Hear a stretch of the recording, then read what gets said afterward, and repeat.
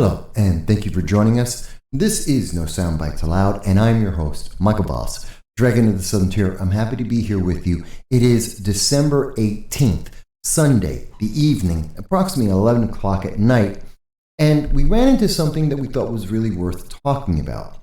Tomorrow morning, Monday, December 19th, Democrats will be going out, and their J6 committee, that show, will be announcing charges against President Trump for insurrection. We knew this was coming. This was always going to happen. We've been waiting for that. But at the same time, we have information about what's happening in the world and with the Biden administration. And it's very telling, very scary to see what's about to happen. Because while Democrats are looking to 2024 in the presidential race, the rest of the world is looking at what's going to happen between now and that time.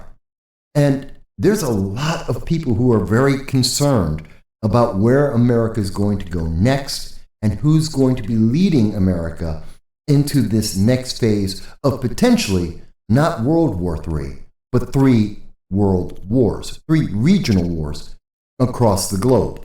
That is our belief. Now, we will explain exactly what we mean and what are the troubling signs in just one second. First, we want to say, if this is the first time that you are seeing our channel, we welcome you. We thank you for being part of our audience. We really appreciate you. And we want you to know that we do long-form political commentary. In addition, every Sunday at 2:30 p.m. Eastern Standard Time, we do a live stream with you, reaching out across the entire world to hear your voices in your chats, your tweets, and your phone calls to tell us what you think are the important issues affecting us all. Because we believe in the First Amendment. We believe in your right to speak. Even if your government doesn't agree, even if the internet overlords don't like it, we will always be here to hear your voice every Sunday at 2:30 p.m. Eastern Standard Time. And we hope you'll join us next Sunday.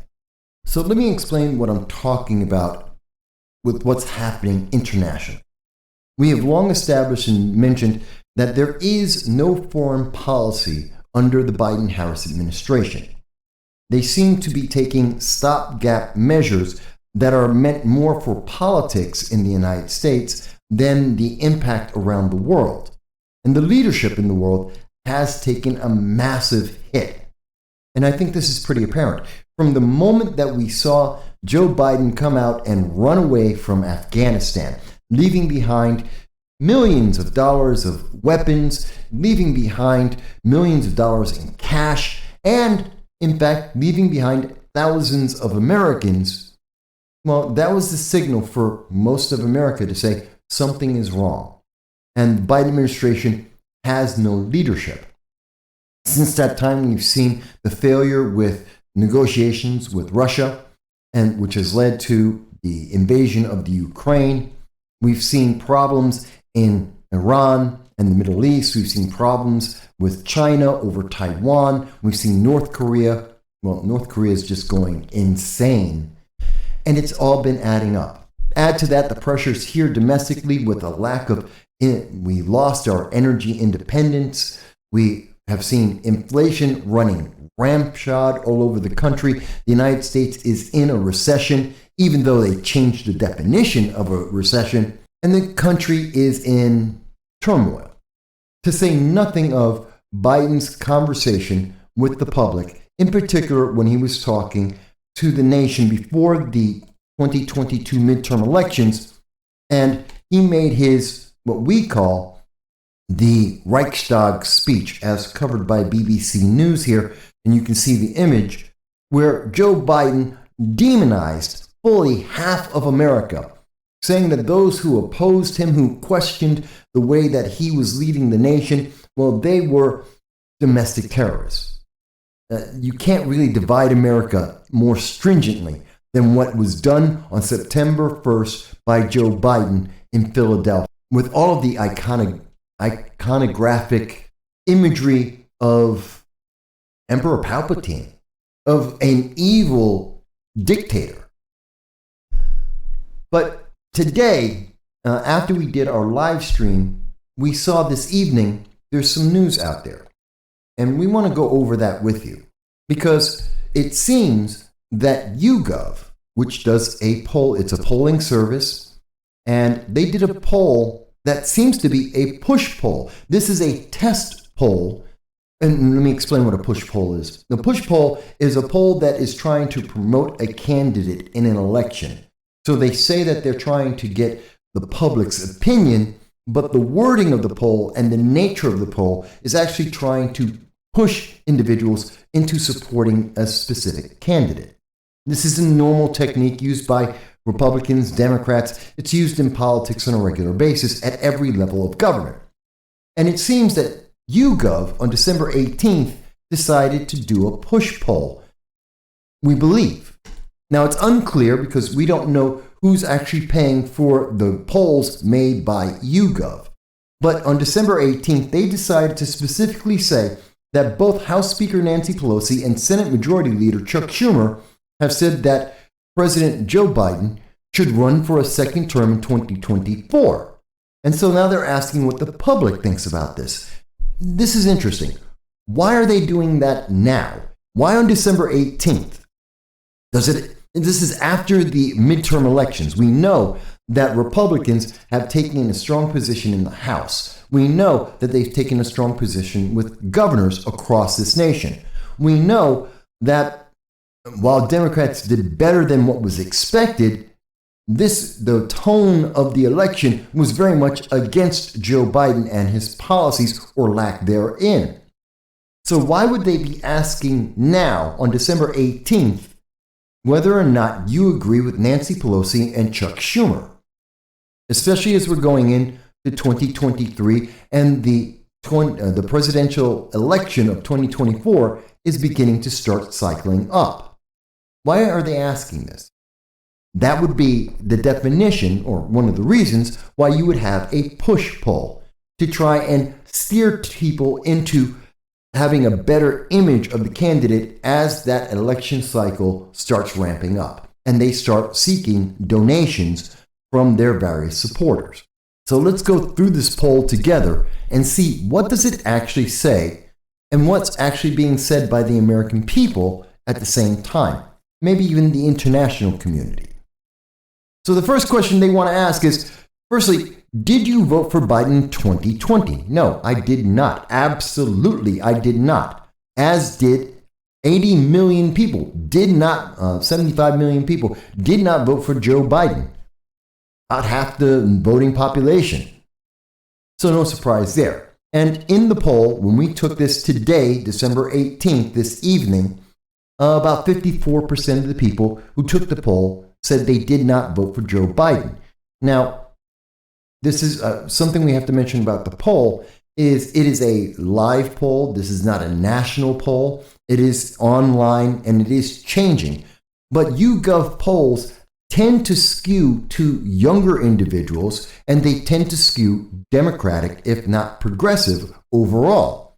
So to see that 54% of the respondents so far have been saying they didn't vote for Joe Biden, that's very interesting because most of the people, again, are progressive and young. So that's an interesting statement right there. Going on, the poll went on to say, in a joint interview with CNN, Pelosi and Schumer described Biden's first 2 years in office as excellent. That's their words. Pelosi added, quote, "I hope that he does seek re-election. He's a person with great vision for our country. He's been involved for a long time, so he has great knowledge of the issues and the challenges we face." There is so much to dispute in there, although there is no question that Joe Biden has been in office since 1972, that he's been in office for almost half a century. That's fine. That part, no doubt. And he's met many world leaders. He's met many politicians across the globe in that time, especially during his time as vice president. That's not the same thing as being respected, nor does that convey that he's good at his job. Just because he's been there doesn't mean that he's been exemplary for this. That's why he's run for elected office. He's run for the presidency, 4 times now? And he lost 3 out of those 4 times, that's not necessarily a good sign, especially when the reasons why he didn't get through before happened to be because of plagiarism and embarrassment about his background and history. But let's go forward. They ask us in the poll, how would you rate Biden's first 2 years in office? Well, my answer is terrible.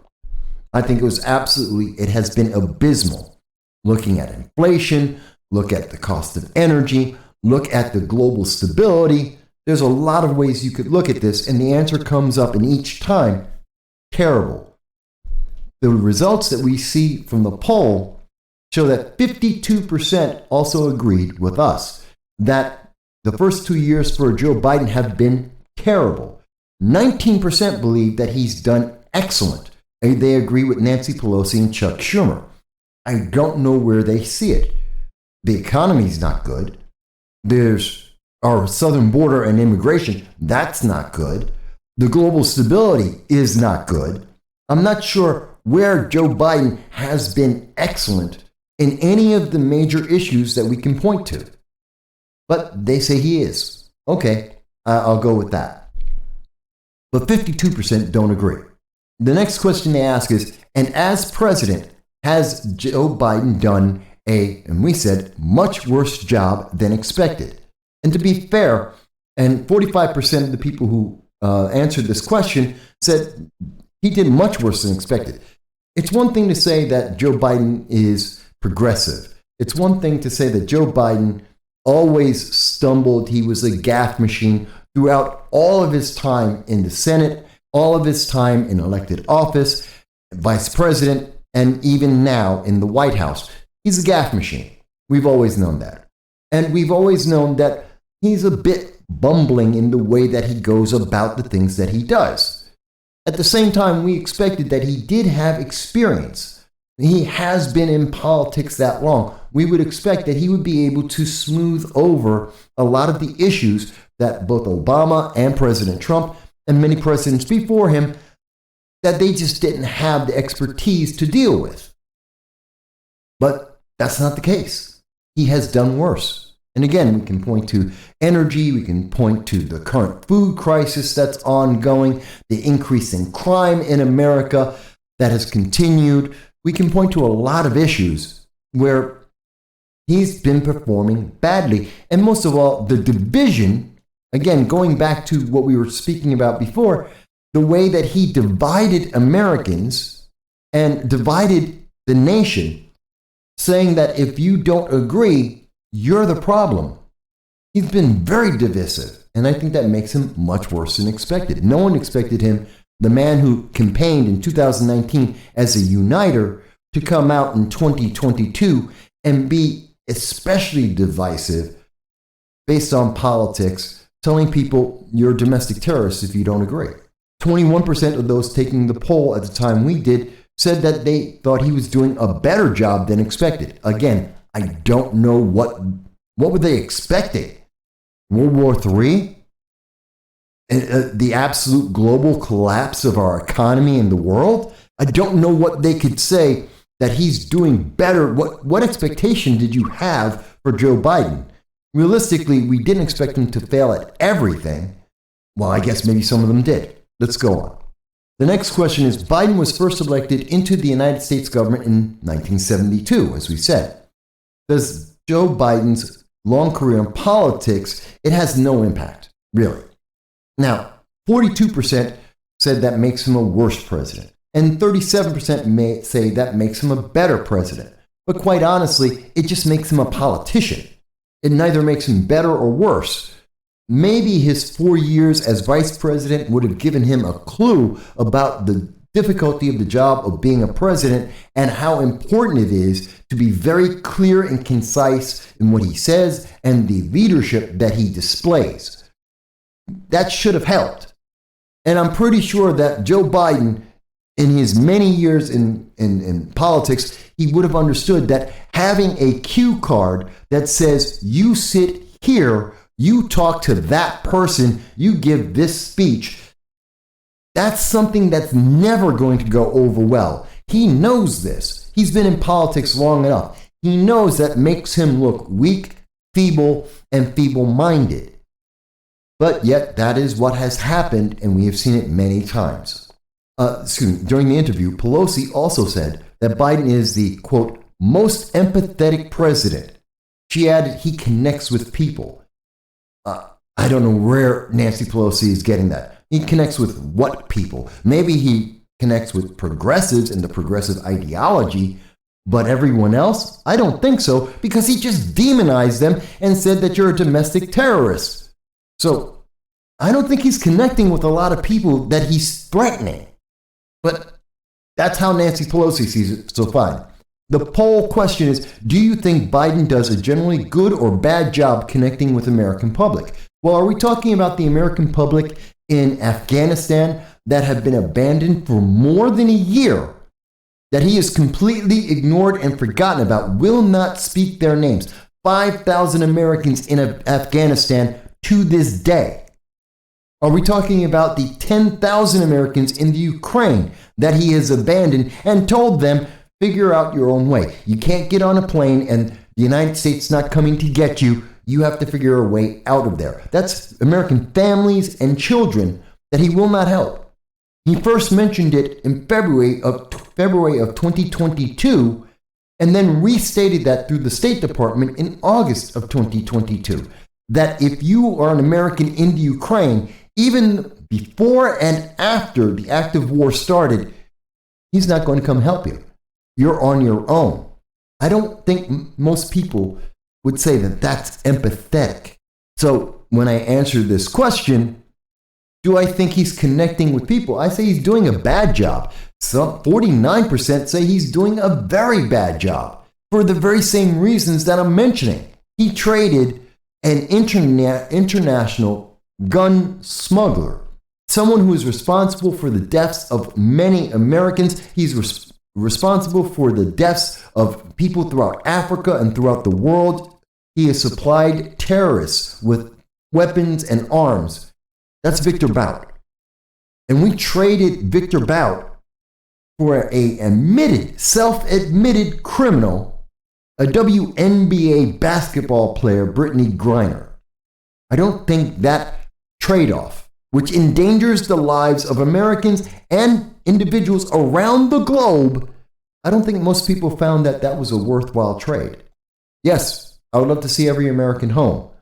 Yes, she's an admitted criminal. She committed a crime in another nation, so she's guilty. She should serve the time, because if you do the crime, you should serve the time. I don't think that made people think he's connecting very well. It's virtue signaling.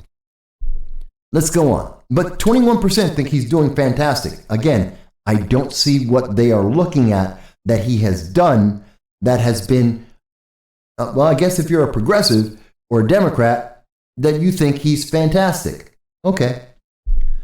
Going on. Do you agree or disagree with Pelosi's comment that Biden is the, quote, most empathetic president? And as I said, I disagree, wholeheartedly disagree, because he's not empathetic. He threatened the American citizens who did not want to take the experimental jab that we don't know what the complications are. This is an experimental drug. It was an approved experimental drug. We don't know what the side effects are. We have never known what the side effects are.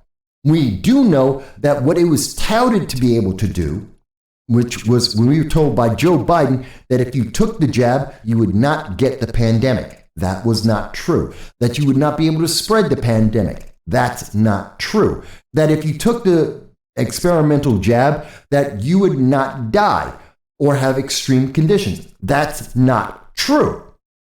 So everything we've been told about this isn't true. And for people who said the data is not living up to the hype that it was sold on and said, I don't want to take that experimental drug, he demonized him. Remember that? That was just 1 year ago. It was December of 2021 when he was saying that this was going to be the winter of death because of the unvaccinated. These were the words of Joe Biden, demonizing them, saying he had lost his patience with unvaccinated Americans for not doing what he wanted because they would not allow Joe Biden to manage and determine their healthcare choices. I don't think that's very empathetic. And 59% of the people who took this poll also agreed. Now, here's the big question, the question that made me decide that I wanted to cover this issue is from the YouGov poll. And this is why I think this is a push poll. Notice, everything's from the position of only Nancy Pelosi and theoretically Chuck Schumer. Notice they're only highlighting wonderful things, that Joe Biden is excellent, that he's empathetic, that he's doing a fantastic job, that he has a lot of experience. Where are all the other questions, all the other issues that could be brought up as I have been doing off the top of my head? Where's the other side of this? Where's the balance? They're just saying, he's great. Don't you think he's great? Let's tell you why he's great. You need to understand that he's great. This is a definition of a push poll, trying to improve his stats. And I can tell you why they're doing that in just a moment. But they said, do you personally want Joe Biden, to run for re-election in 2024? Now, this is an important question. And I said, I don't. And this question, the only question in the entire poll, has no live result. They will not tell you what everyone else thinks. It's not like people haven't been saying that they disagree with Nancy Pelosi, that they don't have a very favorable view of Joe Biden. That's already in the poll. But suddenly, for some reason, on this one question, do you want Biden to run? After all these wonderful statements saying that he's excellent, that he's fantastic, that he's doing a great job, that he's experienced, that Nancy Pelosi endorses him, that Chuck Schumer endorses him, then they ask, do you, which is a setup. They're trying to get you into a mindset that says Joe Biden's better than you think. He's doing great. Don't you want this great, excellent leader, empathetic leader in charge of America in 2024? This is a push poll. This is meant not to get the results, but to try and guide your results. It's an emotional manipulation. And it is a tactic of politics. It's old as the days are long. It's not new. This is a push poll. It is a setup. And that's why in this question, the only question on the entire poll does not show the live results. It will not show you what the rest of the people taking this poll have to say. And I have to imagine if they don't want to show you the negative, then it must be massive. And I think it's massive because we know that right now, according to 538, a left-leaning site, the current approval and disapproval of Joe Biden, how popular is Joe Biden? 51.8% of Americans disapprove of Joe Biden.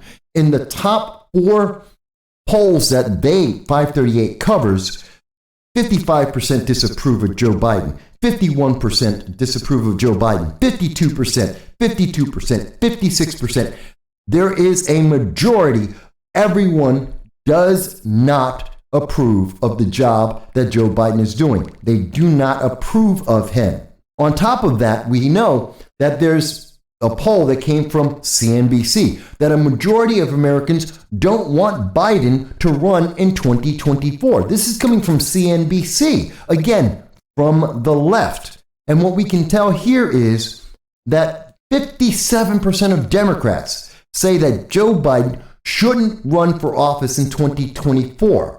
That's along with 66% of independents and 86% of Republicans. That's a total, looking at them all combined, 70% of voters that were asked in the CNBC All-American Economic Survey, they said 70% Joe Biden should not run for a second term. Only 19% actually support him running. Now, to be fair, they also asked about President Trump.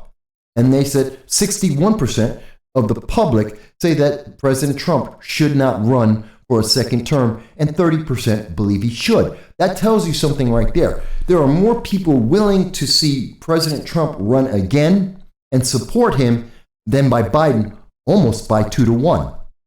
And the key, I think, here is that 37% of Republicans don't want Trump to run, but 57% of Democrats say they don't want Biden to run. 57% of Democrats. Forget about people in other parties. Now, that may be why we see that according to the December 12th Morning Consult, right track, wrong track, which direction is America going in? Well, the answer is that as of December 12th, 69% of Americans say America's on the wrong track. Whether it's because of the economy, the failure of foreign policy, the open border and the difficulties that are coming from that, the increase in crime, the apparent disconnect between Joe Biden and Americans in Afghanistan, Americans in the Ukraine, Americans who are having to live with this economic problem that he keeps saying, it's all good. How many times have we heard from the White House and Joe Biden that the economy is doing great? Meanwhile, you're paying 25, 35, 45% more for the foods you are buying and the things you are buying in the stores if you can find them. I mean, just try to find eggs. Try to find lettuce. Look at the price of meat. But Joe Biden saying, you just don't understand. It's all okay. So that's why we see 69% of Americans say we're on the wrong track, which means that this push poll is failing. And I really, really would like to see YouGov publish this number not in a month, not in 3 months when no one's remembering it, when it's going to be irrelevant, because that's what they did. They gave us, instead of telling us what the live answer is, they said in November 2022, a YouGov poll found 56% of U.S. adult citizens said they do not want Biden to run for re-election in 2024. Well, either in the month between November and December, either things got massively worse for Biden, as being described by the CNBC poll, or they're giving us numbers that they're editing. We don't know because they won't show us, and they won't show us what the real number is in real time. So that means this is a push poll. And the goal of this push poll is to improve his numbers better than 56%, absolutely better than the 70% that he failed with in the CNBC study and the 57% of Democrats. After not answering that question and confirming, I believe in my mind, that this is a push poll, they go on to say, which comes closer to your view? I said America needs change right now, and it is best with a new candidate. Now, this is a really weird question. Which comes closer to your view? America needs stability right now and is best sticking with Biden? Notice the key words they're using here. America needs stability. That's their words. They're admitting that there is instability in America right now. They're admitting that there's instability in the world right now, and that this is a troubling time. And America has a history of not switching presidents over the course of a war or a time of great conflict. We tend to re-elect our presidents in difficult times. So this poll that has already told us that Biden is excellent, that he's doing a great job, that he has a lot of experience, that he's very empathetic, that no one agrees with, is also telling us, well, America's in trouble right now, so we need to stay the course like we have done historically. And only 25% of the people said, well, yeah, America's in trouble and we need to stick with Biden. Instead, 60% of the people said America needs change right now and is best with a new candidate. Now, notice they say a new candidate. Do they mean a new candidate for the Democratic Party? Do they mean a new candidate for the Republican Party? Do they mean a new person in the White House? Notice how they made that very ambiguous. They won't mention who, they won't mention what party, they won't give you an alternative. They're saying America and Biden, stability, someone else. So it's very interesting, the wording, and most people don't pay attention to polls like this, but I've been doing politics for 17 years as a political commentator. I looked at hundreds and hundreds of polls. The wording is very important to tell you what this poll is meant to do and who is trying to put that out there. I believe this is from a Democratic operative, that they paid for this poll to go out to try and change the minds of Americans as they go out and beg for money for the re-election campaign for 2024 for the Democratic Party. That's what I believe this is about. And they're right. America needs stability right now because we're having 9,000 illegal aliens entering America per day. El Paso today, December 18th, came out and said that they are in a state of emergency because of the number of illegal immigrants entering into the United States at this moment. We are in deep trouble. We have high crime, high inflation, high interest rates that are continuing to go up. According to the Fed chairman, they're going to keep raising interest rates, which means that credit cards, mortgages, car loans are all going to be expansively much more expensive. All the products, the foods, the goods that we have are going to become more expensive, which means people will get fired. Layoffs are on the way. And looking internationally, there's a big problem. Let me take a moment to point that out. North Korea has fired over 70 missiles this year. 70. That is more than any president in a 4-year period in all of the years combined. Any one president's term does not equal what has happened in 1 year, in this year, 2022 so far. Just this weekend, 2 more medium-range missiles were fired into the Sea of Japan. Japan has been under constant threat of a missile strike, either by accident or on purpose, just like in South Korea. Both these nations being allies of the United States. The Japanese State Minister for Defense, Toshiro Ino, he said, quote, "Since the beginning of this year, North Korea has repeatedly launched missiles at an unprecedented frequency, significantly increasing tensions on the Korean Peninsula and in the region. This series of escalating provocations by North Korea threatens the peace and stability of our region and the international community and cannot be tolerated." We are seeing tensions go up. It was just about 2 weeks ago that South Korea, on the day that 23 missiles were fired all at once, that South Korea said, this is the highest tension in Southeast Asia since 1953, when we had the ceasefire of the Korean War. That's how high tensions are. We are on the verge of a regional conflict, a regional war. Now, I know many people have said, and they were promising us year after year after year, that President Trump was going to start World War III. Never happened. As much as you may not like President Trump, or maybe you do like him, it doesn't matter. We were told every time there was an international incident that it was going to be World War III. Never happened, never got close to that.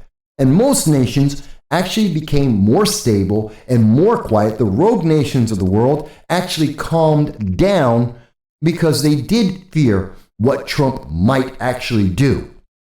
But now that we have Biden in place, someone that they know for many years, he boasted of his connection to President Xi, his knowledge about North Korea, his connection to Vladimir Putin and how he has spoken with him.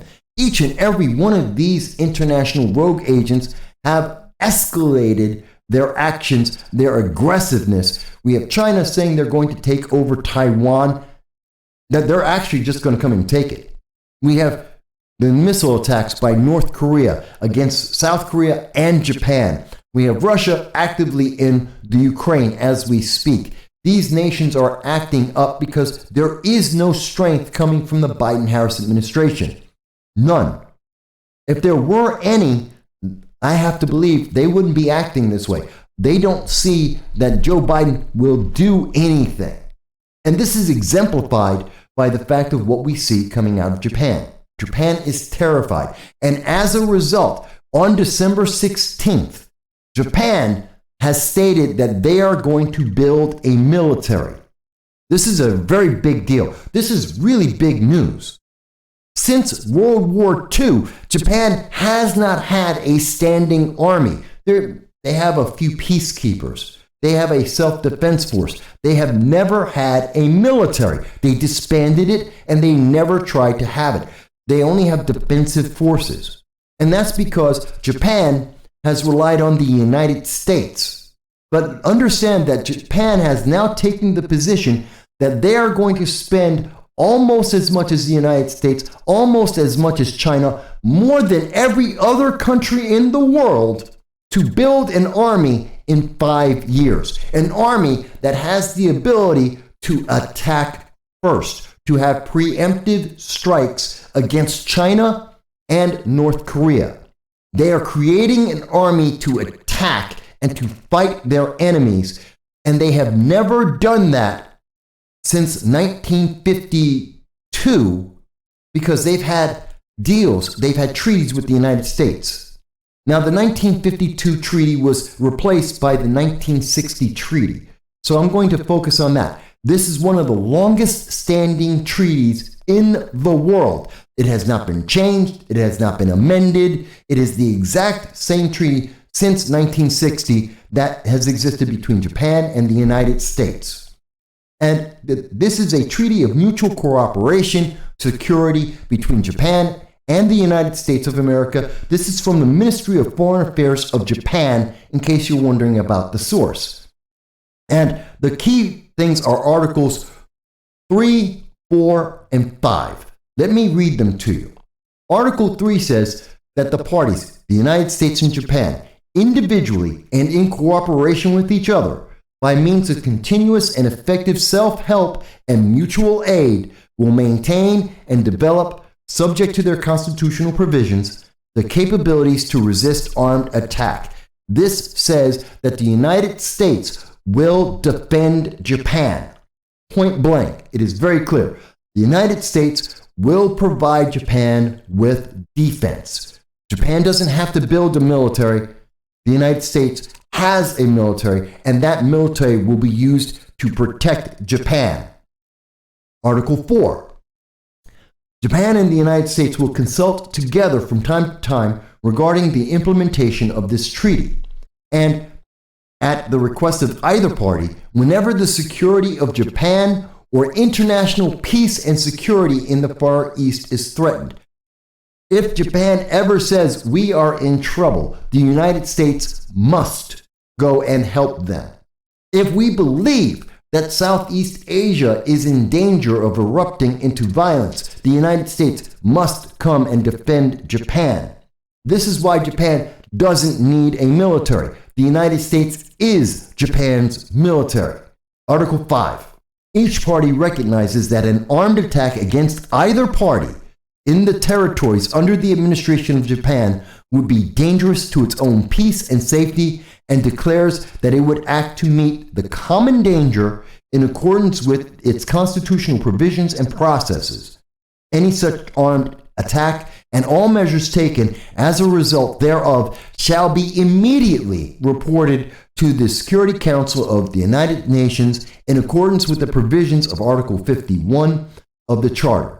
Such measures shall be terminated when the Security Council has taken the measures necessary to restore and maintain international peace and security. We are again guaranteeing that the United States will go out and defend Japan, that we will be the military of Japan. Japan doesn't need an army, they have the United States. And the United States must and will, in the name of peace and or the request of Japan, protect their people. And if that's the case, why is Japan spending $320 billion to build up a military in 5 years? A military that can go out and fight for Japan on its own. Why are they building a military if they have this treaty, the longest lasting unchanged treaty in the world since the 1800s? Because they do not believe Joe Biden can protect them. They do not believe Kamala Harris will protect them. They do not believe a progressive United States will protect Japan because they haven't protected Japan. They have not been strong against North Korea. They have not stopped or caused North Korea to stop firing missiles at the Japanese people or threatening South Korea. That China has not been called out by the Biden-Harris administration to reel in their puppet, North Korea. Japan sees this. They recognize the weakness. They recognize that the United States is backing off of its obligation under the treaty, that if the United States will not protect Americans in Afghanistan, they will not protect Americans in the Ukraine, then why the hell would Joe Biden protect Japan? And knowing that that's the case, with those examples in front of them as we speak, with the realization of what North Korea is doing, highlighting that Joe Biden, Kamala Harris are weak and have no foreign policy plan and have no respect from either President Xi of the Communist Party of China, nor Kim Jong-un of North Korea, nor Vladimir Putin. And the fact that all three of those nations are now working together with Iran against the United States and its allies, that the United States is weak. Joe Biden has no leadership. He's not respected. He is not feared. And that has allowed the world to become unstable, which brings us back to, again, the poll where they say, which comes closer to your view? America needs stability. Well, the world needs stability, and it's not there. And we know this internationally. We know that this is the reality, that world leaders do not respect Joe Biden. They don't fear Joe Biden. And that's why the world is becoming less stable, even as the United States is becoming less stable. So the poll, we're about halfway done. They ask us, Biden is currently 80 years old. He was 78 when he was elected in 2020.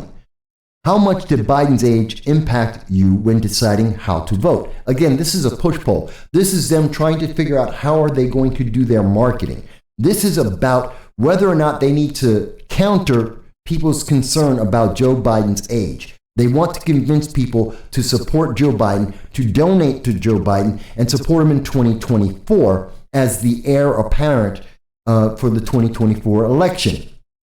They're asking this question because if enough people are upset, they want to be able to put out ads and show ways that Joe Biden is strong and capable, which I think is very difficult when you see Joe Biden has cue cards that say, you sit here, you talk to that person there. That when he's walking up a flight of steps with no wind, he falls over 3 times. You're going to have some trouble trying to convince people that he's a strong, stable, mentally sound individual. They have a real road in front of them. But the results were, I said, a little. Because let's think about it. Is that the biggest thing, Joe Biden's age? No. His mental acuity, yes. His strength, absolutely. His respect and leadership, absolutely.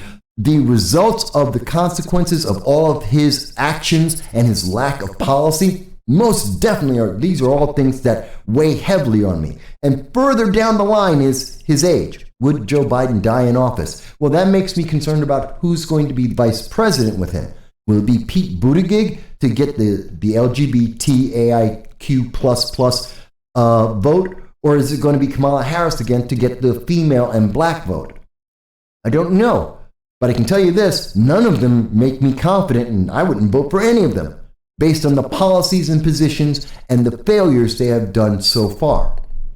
And 19% said, like myself, a little, but 59% said his age doesn't matter. It's not important. Okay.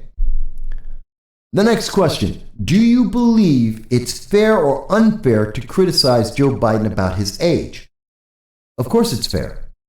It's as fair as criticizing him on his long history in politics. It's fair to criticize him on his action, his speeches, what he's done at various speaking engagements. the way that he needs cue cards to tell him where to sit, that he needs a list of all of the people it's already prearranged who he's going to ask questions from the press, who he's going to ask a question of, and what's the topic of that question. Yeah, I think his age is fair game. You may think I'm wrong. And 63% of those taking this poll, a generally left-leaning poll, a younger person's poll, generally speaking, 63% agree. They ask, how much will a candidate's age, notice they say a candidate's age, not Joe Biden's age, which they've already established that he's old and that it's fair for people to criticize him. Now they're saying a candidate, which means Donald Trump. It means DeSantis. They're now asking about the opponents to Joe Biden. In particular, they're talking about Donald Trump. The only other person who's in an age range that would have any concern, unless you're talking about Bernie Sanders, who has no hope in hell. How much will a candidate's age impact you, who you vote for in 2024? 40% said somewhat of an impact, and 39% said no impact at all. Okay, let's go on. Their question is, while former President Trump has already announced his 2024 presidential bid, we would like to know, and this is why I said, when they say a candidate's age, they're talking about Donald Trump, because the very next question is Donald Trump by name, and the only other person in an age range even close to Joe Biden. They want to know, of the following Republicans, who do you believe would have the best chance of winning the presidential election against Biden if he did run? Okay, so they admit Trump is running, but there's other people that might run. Who's the person they should be most concerned about? Who should they target their ads against? Who should they be looking out for? That's what this question is about. This is what the push poll is here for, to tell them market research. It is telling them how they should do their marketing, how they should do their campaigning. Who do they need to watch out for? Who do they need to do their opposition research on so that they can have targeted ads and make them look bad? That's what this question is about. This has nothing to do with what you think. This is all about what you can tell them how they can better win an election. This is why it's important to see these things, folks. You may not have thought of this, but this is what politics is about. I mentioned Ron DeSantis, just to see what the results would be. And what do we see? Ron DeSantis, 45%. So that has just told this poll, if these numbers hold up as people continue to take this poll, and they're saying Ron DeSantis by 45%, well, the opposition team of the Democratic National Committee are going to start doing opposition research, trying to find something they can attack DeSantis on. Not that they haven't already been trying, but to find something, and they will tailor ads that will be making him look bad, and they will have interviews, and they will use their social media influence, like we have seen from the Twitter files. We know that they have influence. They will use that social media influence with Twitter, with Facebook, and the meetings with Mark Zuckerberg to try and make DeSantis look bad, as well as Donald Trump, which we know they're never giving up on, and that's what Monday and the J6 committee is all about. They're never giving up. They have been trying to convince us either through Russia collusion, which was proven false, the Ukraine phone call, which was proven false,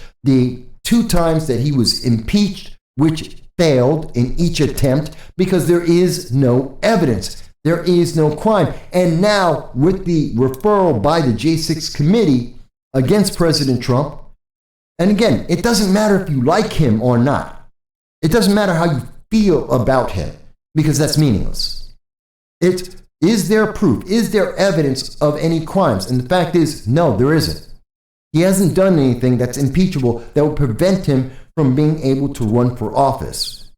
No matter what, this is all about making President Trump look bad, and now they know that they need to target Ron DeSantis as well and spend some money on that. And everyone else doesn't really matter. Nikki Haley, Mike Pence, Tim Scott, Marco Rubio, Josh Hawley, Tom Cotton, all the top names that are very interested. I have a friend who thinks Nikki Haley is absolutely going to throw her hat into the race. I know a lot of people are looking forward to seeing Tim Scott run as a black man. Doesn't matter. They're going to spend their money and their time on Ron DeSantis and Donald Trump. And of course, there's 17% that they don't think any Republican would have a chance against Joe Biden, who can't remember where to sit in a room. Okay, sure.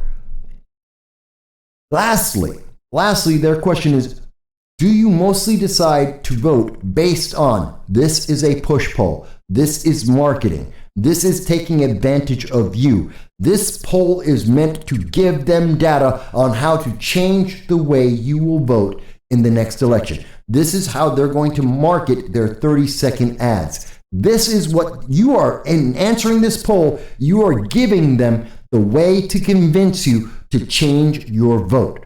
So they said, you mostly decide based on an individual candidate or a political party. 68% of the people who took this poll, that skews mostly to the left, that skews mostly to the young, and 68% said individual candidate. It's the candidate and the policies and the issues and the drive and the capabilities that they have that determines whether or not you vote for them, not the political party. Now, in older generations, well, like the baby boomer generation, we know that there was more of an allegiance towards political party. But as people have gotten younger and we have become more disillusioned with the political parties, it's become more about the candidates themselves. So they know they can't just rely on saying, I'm a Democrat, you're a Democrat, you should vote Democrat. It's not enough to say that, well, you should be Democrat because Democrats are great or progressives are great.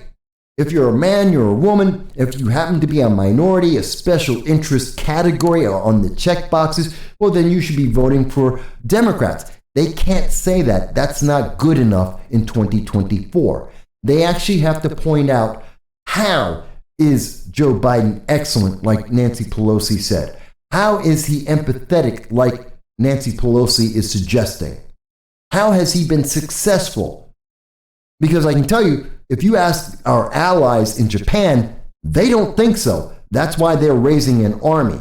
If you ask our allies in South Korea, they don't think so. That's why they think that tensions are as high as in 1953 at the end of the Korean War. You can ask our allies overseas what they think, like in the United Kingdom, where they're ending this open door immigration and reversing those policies, even as the United States says, no, we have an open door policy here under the Biden-Harris administration. So that was the final question in this push poll. This poll that is meant to either turn you more favorably towards Joe Biden and to give the pollsters, whoever this poll was made for, to give them data on how you are going to vote and how they can change your vote. Where is Joe Biden weak? Is it about his empathy? They want you to feel good for him. They want you to feel bad for people picking on him because he's old and doddering and isn't of stable mind or body. I'm sorry, I'm not going to empathize with a grown man who's taking showers with a teenage girl. I'm not going to feel empathetic. I'm not empathetic with someone who has been trading his influence through his son with nations around the world for tens of millions of dollars. I'm not empathetic with that. So I left them with this final thought. And again, I asked them, why won't they show us the most important question in this push poll? The whole reason that this push poll exists. Why will they not give us the live answer? Because it looks bad for Joe Biden. Because we already know that Joe Biden looks bad because of what he said. He has been divisive. He is demonizing American citizens. That's why he's unpopular right now, even according to left-leaning sites. That even CNBC acknowledges that more than half of Democrats don't want to see Joe Biden run. They do not support him. And that 69% of Americans see that we are on the wrong track. America is going the wrong direction. Things are getting worse, not better. No matter how many times we're told we just don't understand and that the world is fantastic, And no evidence actually supports that. I know, I went through this in some detail. Sometimes you need to. You need to understand the push-pulls. You need to see the language that's being used against you to better understand what's going to happen in the future. We now have a very clear understanding. Democrats are confident, for the most part, that they're going to smear Donald Trump with the J6 committee insurrection claim. They're worried about who else they could be looking out for. They're worried about, does Joe Biden look presidential? Does he look strong? Can we convince people that he's been doing a good job, even though he keeps saying it, and even though every indicator, internationally and domestically, is telling us that he's not doing a good job? That's what they're looking to do. They're looking to manipulate you and to get money from you and donations, and this is telling them how hard a job they have ahead of them. That's what this is all about. And now you know. And now you know what to look out for when you see polls, to understand who's trying to use you. Well, with all that said, I want to thank you for taking the time as I deep dived into this poll, and I'm taking into account everything that's happening on the eve of the January 6th committee charges against President Trump that we always knew were coming, and the fact that Joe Biden is trying to rehabilitate his image to show him as being successful in the face of every aspect of failure that he has done. And everyone, it seems, in America recognizes it. But I look forward to hearing what you have to say about this and what you think. I thank you for your time, and I hope you have a great day. I know you've heard it before. What difference does it? You make the difference. When you watch, chat, tweets, your likes and shares, and your subscription, you make the difference. From across the world, you help us to keep the lights on and the stream alive. You are making the difference to fight the woke and the crazy legislation that we see before. We at No Soundbites Allowed, and I want to thank you for everything that you do in helping us reach our goal, and your likes, your tweets, your comments, and your subscriptions to the channel. We want to thank you from the bottom of our heart. And this is a special thank you to those who have donated to the channel and helped us in all of our efforts. We will strive to make this channel the best that we possibly can, because you deserve no less. Thank you.